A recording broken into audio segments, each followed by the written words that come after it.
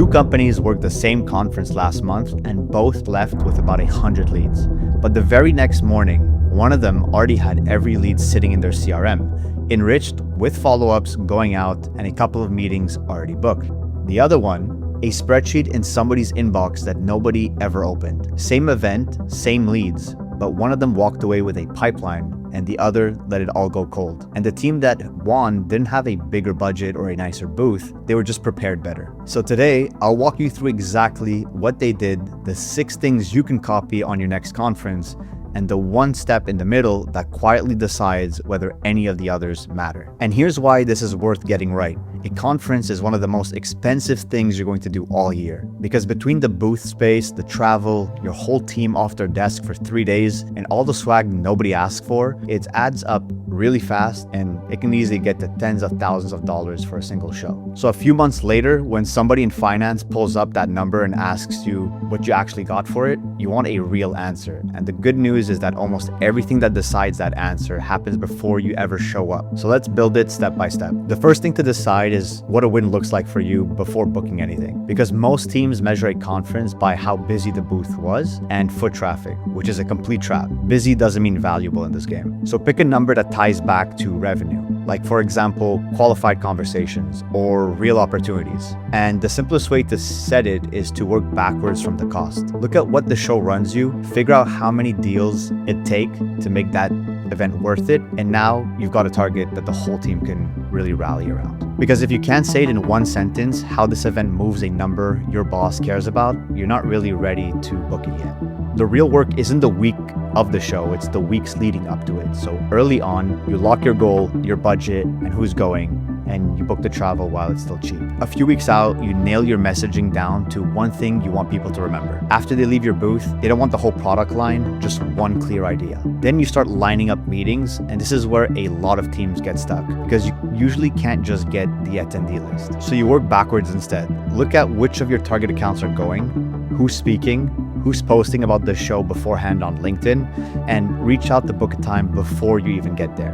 Because the best conversations at any event are the ones that you set up in advance. And in the final stretch, you lock in your booth, your demo, and how you're going to capture leads. And hold on to that last part, because that's what I'm going to come back to. Now, on the floor, you need to give people a reason to actually stop walking. You don't need the biggest booth or the brightest screen. You just need one reason for somebody to slow down, because people walk right past the booth that shouts features, but they stop for a booth that names a problem they already have.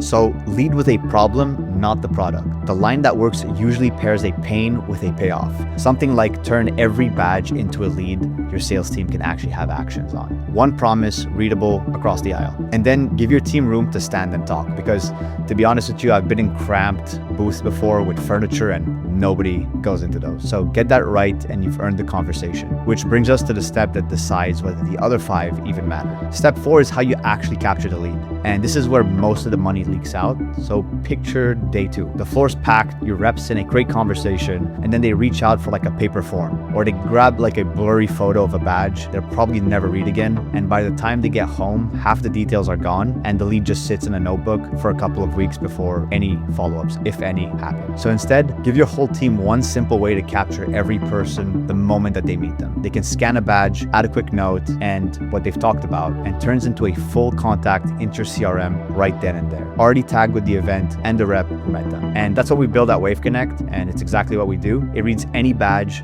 fills in the rest, their work email, job title, LinkedIn, mobile phone number too, so the lead is ready to work before the person even leaves the booth. I'll also drop a link below somewhere here if you want to try it out on your next show, because the goal is simple. By the time you're boarding your flight home, the follow-up list should have already been built. Your booth is only as good as the people standing in it, so get everyone on the same page before the doors open. Agree ahead of time on who's open to conversation, who runs the demo, and who handles the little stuff. And agree on one simple question that tells you fast whether somebody's worth real time. Something like, what brought you to the show? Or are you dealing with this problem right now, or just looking around? It sounds small, but it saves your reps a lot of time from burning 20 minutes on someone who just wanted free pens or some swag. And one more thing, when you set a goal for the day, make it about quality, like qualified conversations or demos book, not the raw scan count, because whatever you tell your team to chase is exactly what they'll bring home. The event doesn't end when you tear down the booth, so plan your follow-ups before you leave. The first day or two afterwards is when people still remember who you are and what they talked about. And after that, it all fades extremely fast. We all get super busy. So write your follow-up emails before you even fly out and treat people differently based on how warm they were. The hot ones, the folks who are ready to talk, get a personal note or a call within a day. The warm ones, get a helpful, specific email, and everyone else goes into a slower nurture because a quick personal follow-up will always beat a perfect one that shows up 2 weeks late. So that's how one team turns 100 leads into real pipeline while the others end up with a spreadsheet nobody opens. It comes down to 6 things.